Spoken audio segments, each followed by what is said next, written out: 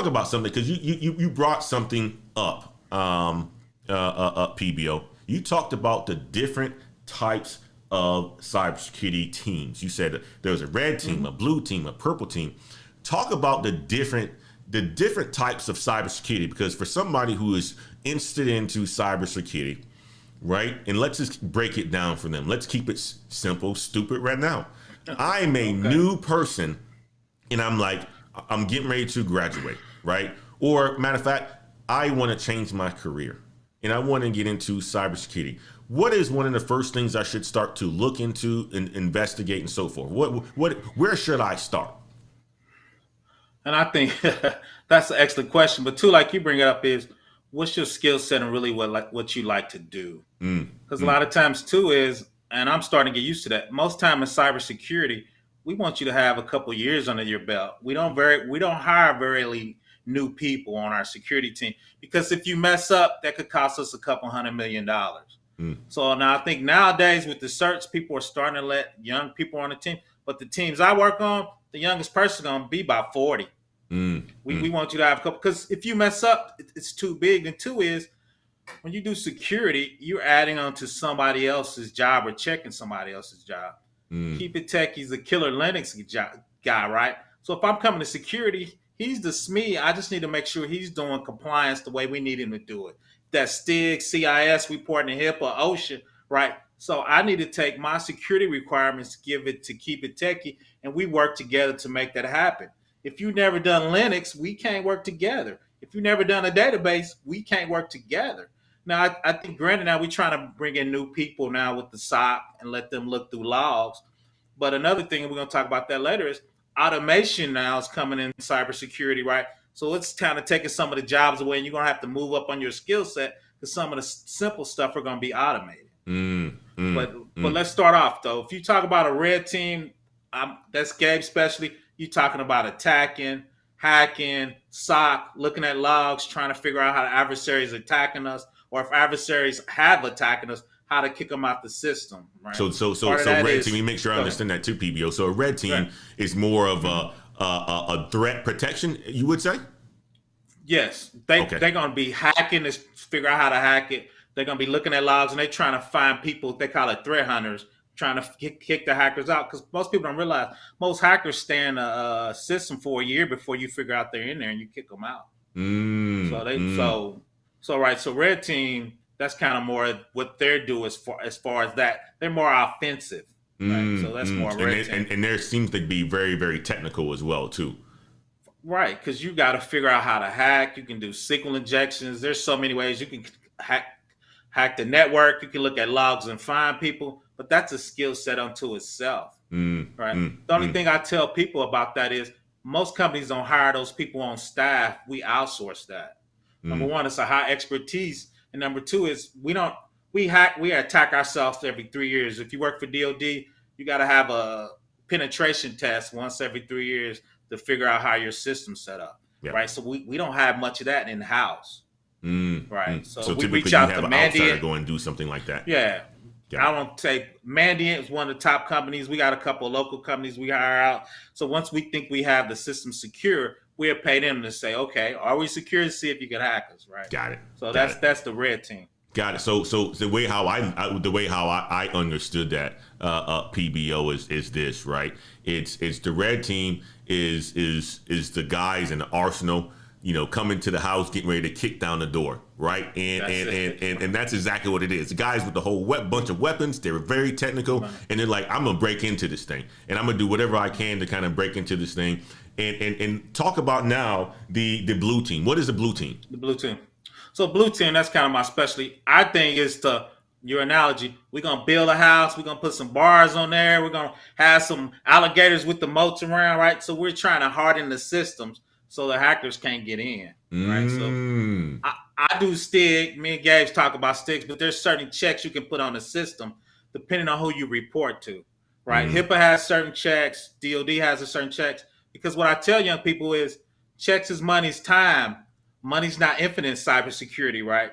So you got to classify your system, and the systems with the SSN get the most money. If your systems over here just got HR documents, so people look, you don't put much systems on there, right? You got to classify your system and put the security on the system with the most important stuff, like the HIPAA and the FISMA and the DOD and the Afghanistan reports, right? You want to lock those down. HR systems with the documents, we don't lock those down. So you got to classify your system and spend your money wisely with management, because that's what they want to know.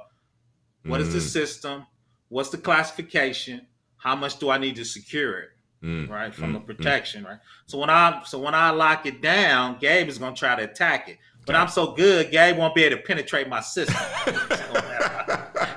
Shout out to Gabe. I like to give him a hard time. But that's the blue team, right? So the blue team is the protection. The blue team is like that force field that's saying, nah, you ain't coming up in this house. You ain't gonna come up in this house. Matter of fact, I got everything on lockdown. Red team is I'm coming to get you. Blue team is like, nah, you stay out. All right. What are some of the other teams that exist out there?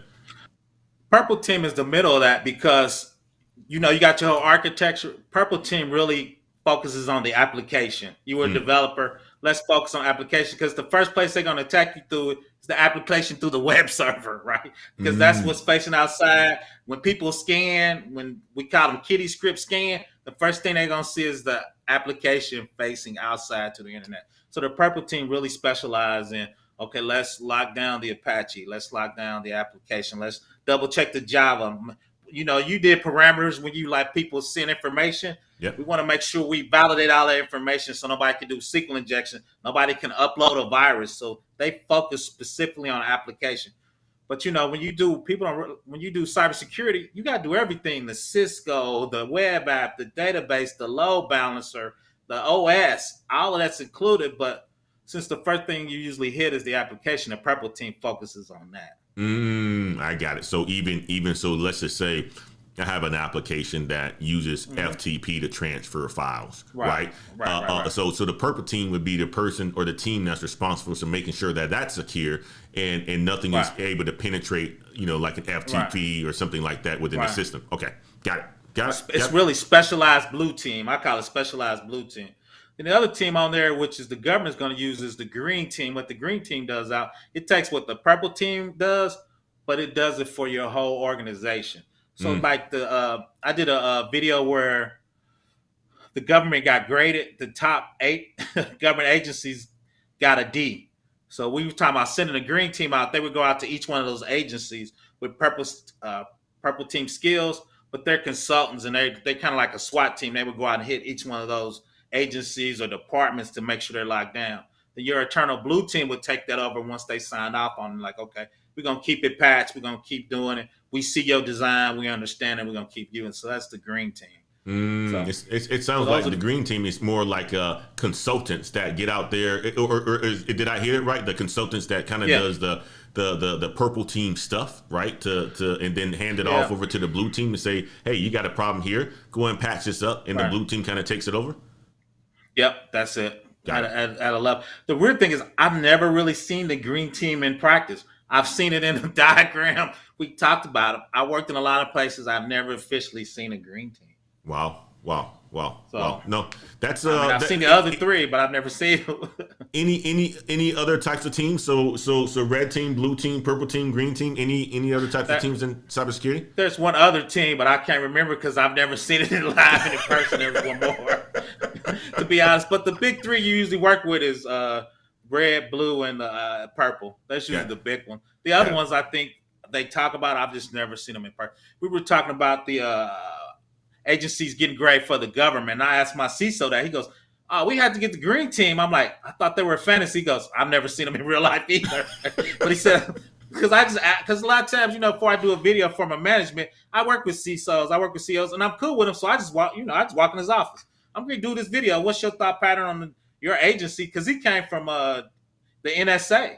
So I said, from your point from NSA, what would you do with these government? And long story short, the thing he said he would do is, he would take the CISO underneath the CIO, let it report directly to the CEO, because he believes since they got an F, it should go straight to the president and have the green team come out, which I thought was kind of unique standard.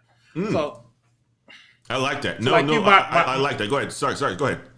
No. So like you, my Rolodex is big. So I just call people and ask them a question. I'm like, hey, well, I'm thinking about doing this. What's your thoughts on that? Before I do a video or if we have a conversation, I talk to people on there and then we'll get together and I bring my Rolodex with me. Got So, it.